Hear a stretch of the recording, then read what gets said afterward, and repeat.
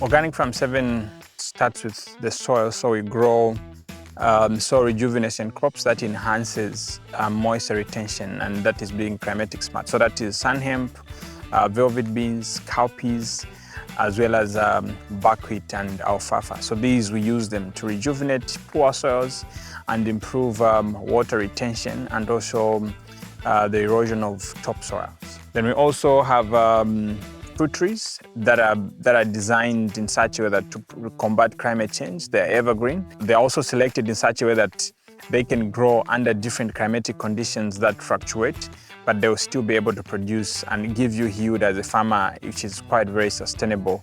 And that also helps you to grow as a farmer despite facing different climatic catastrophes and challenges.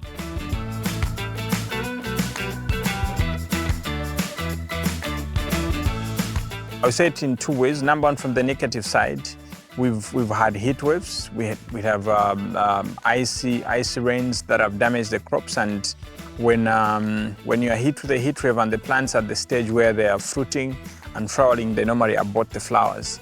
And then you'd be actually affected in the other way that, you'd find that when there's heat waves, you're watering and they heat during day and night. So you find that the rate at which evaporation goes is quite very high, and that affects the production of the crops.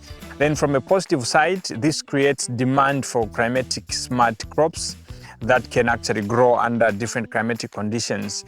So from a business point and also from the loss part of view, you find that you have to understand where do you take advantage of whatsoever is happening on the ground.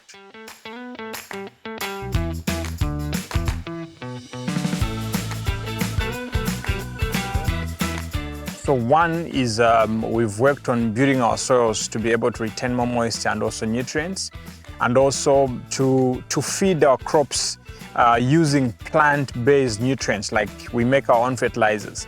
So we look for plants that have got those nutrients that are going to help plants to be more, to manage stress that is caused by especially heat and also absence of water. Then also we've enhanced on the utilization of cover crops to protect the ground from excessive rains, or maybe no rains, or maybe excessive heat or excessive cold temperature. So that helps in regulating and creating an environment where you're able to produce food despite the challenges that you're actually facing. So that helps us to be able to produce food without destroying the environment. And that, I think, is quite very, very climatic smart.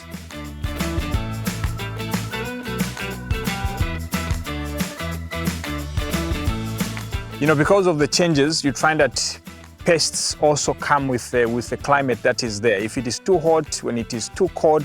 So if the climatic conditions are undetermined, whereby you know that during this time it will be hot and it is cold, when you know that it's supposed to be rain season and it's not raining. So you find that it also changes the way you are supposed to be administering to the problems that you face. Then secondary is type of rainfall that we have, especially with open fields. It is hard to predict what loss you're going to incur because you can't determine what is coming. Then also the issues of heat waves, they also contribute to the losses that we have. When we are programming, we know that we're going to get a certain yield, but I find that when a heat wave becomes unbearable, it actually can destroy the crops within the shortest possible period of time. So the only things that survive it is those that are maybe in the greenhouse or in the shade net. Then you find that we may not have all the resources that are needed to come up to utilize the available technologies to combat climate change. And so we're trying to work within what we have, but at the same time there are still challenges, but we keep on fighting and going forward, and to see how we can still continue producing food.